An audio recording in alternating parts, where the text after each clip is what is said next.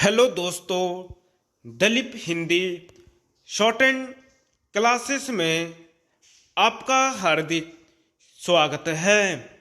दोस्तों, आज की डिक्टेशन आशुलिपि उच्च गति अभ्यास खंड 2 रामधारी गुप्ता से बोली जाएगी।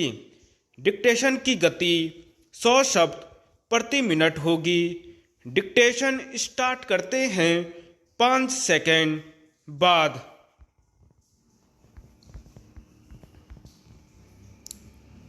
महोदय, भारत जैसे बहुभाषा भाषी देश में जहां विभिन्न भाषा परिवारों की 1652 भाषाएं बोली जाती हों, अष्टम सूची के अनुसार भी देश की 18 प्रधान भाषाएं हों, खान पान, वेशभूषा, रीति रिवाज आदि की दृष्टि से भी एक प्रांत दूसरे प्रांत से बहुत भिन्न हो, वहाँ देश की अखंडता को बनाए रखने के लिए सबसे अधिक आवश्यक यह है कि संपूर्ण देश के नागरिकों का वैचारिक स्तर पर आदान प्रदान हो, सांस्कृतिक विनिमय हो, एक दूसरे को समझने सराहने की चेष्टा हो। जहाँ संपूर्ण देश की भाषा एक हो, वहाँ तो शायद उस एक राष्ट्रभाषा से यह संभव भी हो सके, किंतु भारत जैसे विशाल तथा विभिन्न संस्कृतियों और विविध भाषाओं वाले देश में अनुवाद ही सबसे सशक्त माध्यम है, जो संपूर्ण देश को एक सूत्र में बांधे रखने में सहायक हो सकता है। द्विभाषिकता का महत्व भारत में प्राचीन काल से रहा है। आज भी भारतीय जनसंख्या के सांख्यिकीय आंकड़े यह बताते हैं कि भारत में द्विभाषाओं का प्रतिशत काफी ऊंचा है। कहने की आवश्यकता नहीं कि सभी भारतवासी सामान्यतः हिंदी या निकटवर्ती प्रांत की भाषा को दूसरी भाषा के रूप में प्रयोग करते हैं। हिंदी भाषियों के मध्य हिंदी का प्रचार शिक्षा, व्यवसाय, जनसंचार, फिल्म आदि कई कारणों से हुआ। द्विभाषिता का महत्व रोजी रोटी तथा आत्मविकास या आत्म प्रचार से बढ़ता है। यह द्विभाषिकता अनुवाद की मूल वृत्ति है।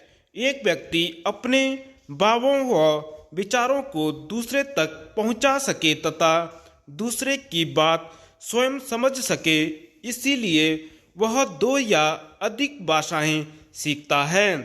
यह व्यावसायिक सत्य है कि जो व्यक्ति जितनी अधिक भाषाएं जानता है, वह उतना ही बहुज्ञ है, क्योंकि भाषा के सहारे उसका परिचय क्षेत्र तो बढ़ता ही है, वह विभिन्न भाषिक संस्कृतियों से भी परिचित होता है।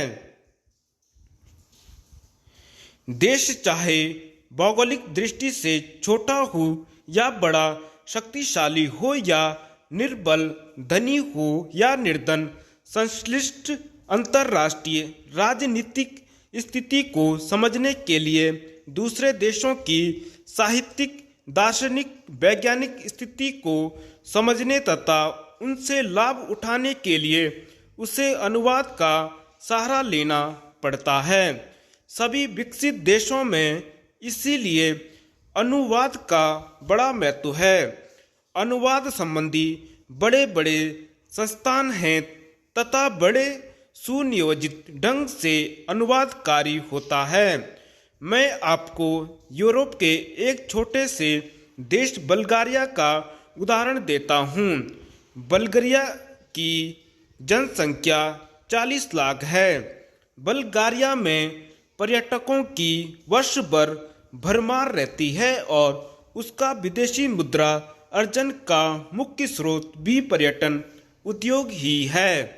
विश्व के अनेक देशों के पर्यटक वहां आते हैं, जिनमें बल्गारियन भाषा जानने वालों की संख्या नहीं के बराबर ही होती है। इन पर्यटकों की सुख सुविधा के लिए तथा उन्हें भाषा की कठिनाई न हो, इसलिए दूभाषियों की, जो यूरोप की विभिन्न भाषाएं जानते हो, आवश्यकता होती है। इसके लिए विश्वविद्यालयों में नियमित रूप से युवक युवतियां विदेशी भाषाएं सीखते हैं और दूभाषीय का काम करते हैं। धन्यवाद।